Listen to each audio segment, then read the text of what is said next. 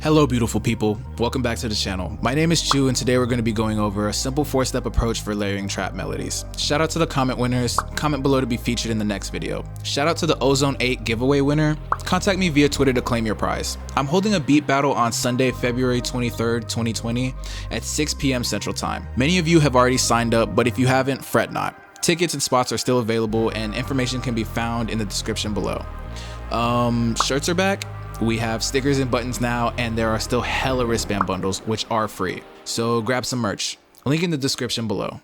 Okay, this tutorial is comprised of 4 sections. 1, the simplistic start. 2, the perfect stack. 3, accents. And 4, stereo imaging. Here are the timestamps. Be sure to drop a like if you learned something new or just end up enjoying the video. And be sure to subscribe and hit the notification bell to join a family of dope producers who enjoy really good content. Alright, let's get started. Complexity and beauty are both concepts of a simplistic approach to life. A flower in all of its complex, infinite beauty does not contemplate its own magnificence, nor does it ponder on the intricacy behind it. It simply exists in it. Now, you're not a flower, obviously, but you can apply this abstract concept to your music production. Your goal as a producer is not to prove that you are the most artsy-fartsy nigga in the room. You are always going to lose that battle to someone who is trying way harder. That's just a fact. Your job as a producer is to just produce. Produce.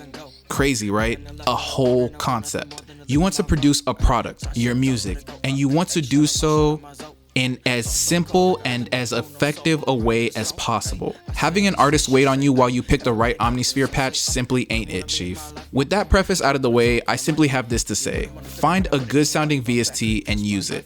Going off this, since I couldn't actually think of any new VSTs to show you guys this week, I'll just be going with Sakura. I'm sure at least one of you saw this coming. Now we just need a melody. Remember, we want to keep things as simple as possible. And you know what would be perfect for this?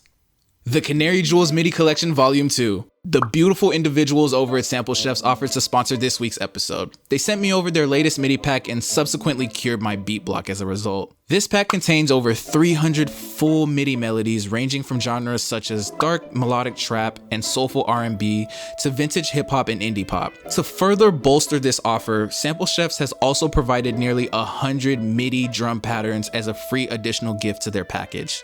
If you're still that one guy riding his horse into town to hand play his melodies on the communal clavinet, then this pack isn't for you. But if you're looking to streamline your production efficiency, workflow, profit, and success, look no further than the Canary Jewels MIDI Collection Volume 2. Sample Chefs has given me a secret link where you can access a special discount for this pack. So check it out in the link in the description if you're interested. Great, so now that we're back from the commercial break, we can drag a MIDI from the pack and get to work.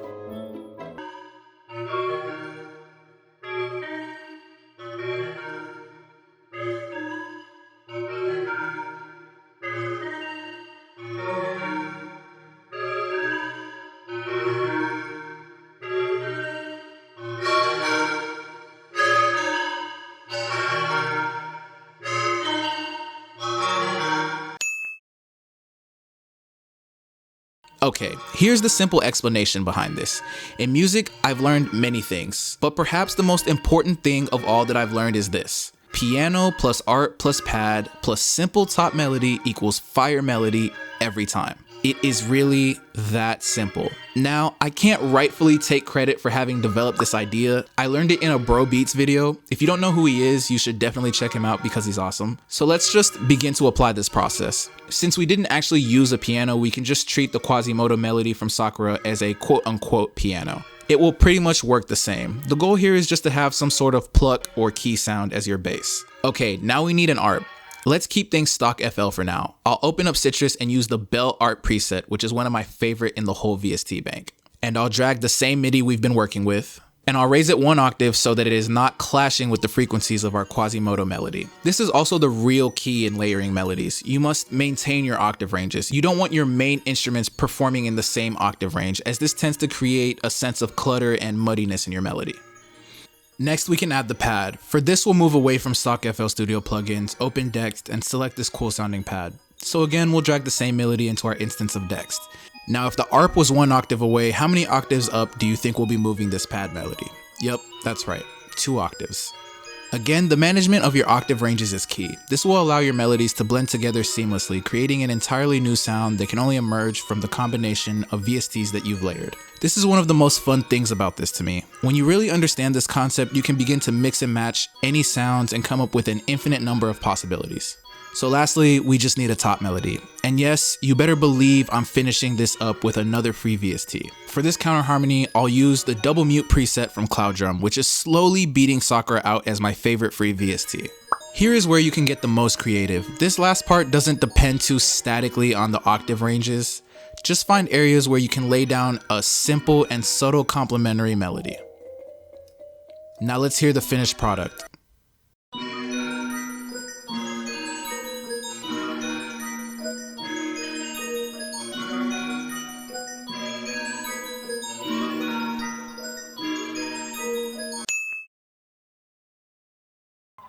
So this section isn't too long, nor is the concept it covers all that complicated. Here you are essentially filling in space with melodic sounds and percussive elements. It'll just make way more sense if I can show you. One-shot kits in general are really good for adding subtle nuance to your melodies.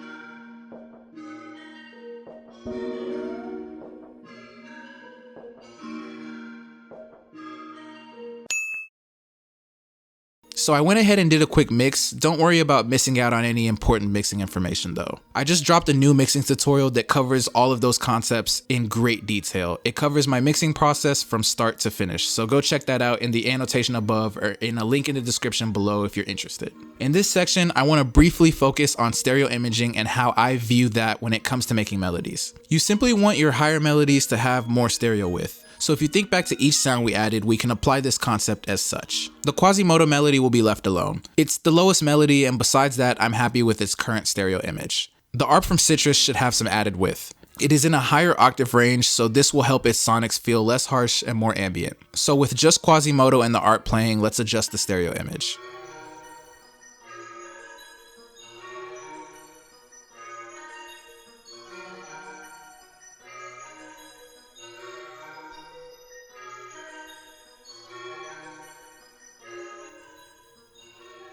This will allow the perceived spatial locations of your melodies more room to act, as you are now beginning to create a sort of 3D sound image. You can even hear that the melodies together now sound much cleaner and lusher.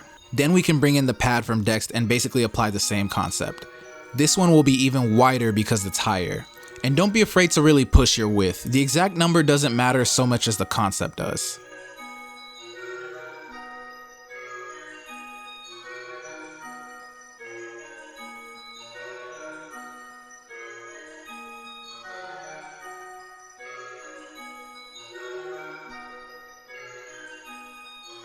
And then lastly, we will apply a level of width that makes us comfortable for our top melody.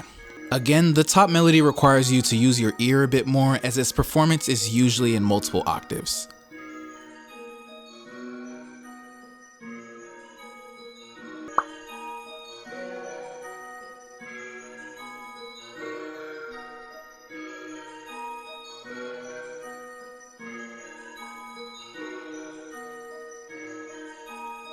And just for a bit more added sauce, I'll pan the pad and ARP away from each other.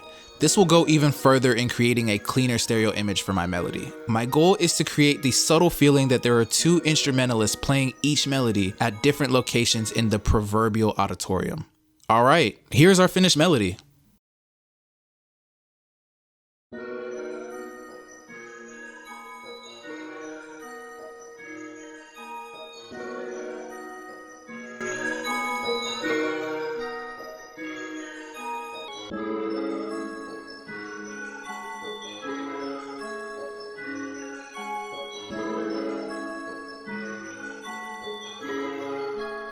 And here it is again after I've added some hard-ass drums from the Paeta drum kit.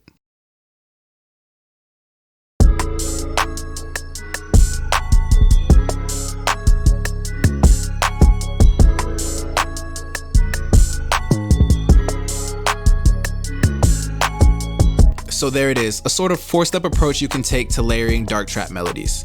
With time, you'll find that you can add your own flair to it, kind of like I did by totally ripping this technique from Bro Beats TV. Again, go subscribe. His content changed my life. Fun fact, I learned how to use OBS from his channel.